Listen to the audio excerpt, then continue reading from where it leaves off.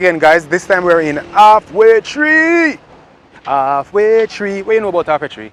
What you all know about Halfway Tree? I'm not going to sing that song because I'm not the best singer. So we're here with this lovely, lovely lady dropping off her package and she holds like it's a prize. You know them prize there? I don't know. It was sent by a very close friend of hers. She's not yet a member, but we're going to bring her over to the good side so she can reap the good benefits. And all she's doing is smiling behind that. All she did is smile. You're camera shy.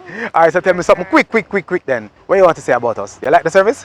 Yes, it's the best service that I've ever dealt with. You like the delivery? Yes, it is. Okay. It is very good. What else you like? The service and the person. You hear? And the persons. Why she said zzz. Like she like you want Fabian. No, it's me alone. But anyway, we're not going to keep you. And because I know you rush out just to receive your package, and I almost want to hug you, but I'm not going to hug you. I'm going to say thanks so much. Have a good one. I almost want to hug this customer. This customer is nice. Very nice. And we're nice to all our customers. And they're nice to us too. That is why we do what we do. Peace out.